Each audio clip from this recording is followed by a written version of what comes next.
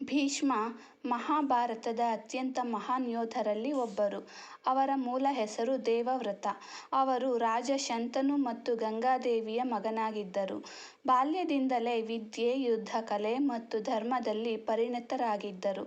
ಒಮ್ಮೆ ಅವರ ತಂದೆ ಮತ್ತೊಮ್ಮೆ ಮದುವೆಯಾಗಲು ಇಚ್ಛಿಸಿದರು. ತಂದೆಯ ಸಂತೋಷಕ್ಕಾಗಿ ದೇವವ್ರತನು ಜೀವನಪೂರ್ತಿ ಮದುವೆಯಾಗುವುದಿಲ್ಲ ಎಂದು ಭಯಾನಕ ಪ್ರತಿಜ್ಞೆ ಮಾಡಿದನು. ಆ ಪ್ರತಿಜ್ಞೆಯಿಂದಲೇ ಅವರಿಗೆ ಭೀಷ್ಮ ಎಂಬ ಹೆಸರು ಬಂದಿತು. ಭೀಷ್ಮನು ಹಸ್ತಿನಾಪುರ ರಾಜ್ಯಕ್ಕೆ ನಿಷ್ಠೆಯಿಂದ ಸೇವೆ ಮಾಡಿದರು. ಪಾಂಡವರು ಮತ್ತು ಕೌರವರು ಇಬ್ಬರ ಮೇಲೂ ಸಮಾನ ಪ್ರೀತಿ ಇತ್ತು. ಆದರೆ ತನ್ನ ಕರ್ತವ್ಯಕ್ಕಾಗಿ ಕೌರವರ ಪರವಾಗಿ ಕುರುಕ್ಷೇತ್ರ ಯುದ್ಧದಲ್ಲಿ ಹೋರಾಡಿದರು.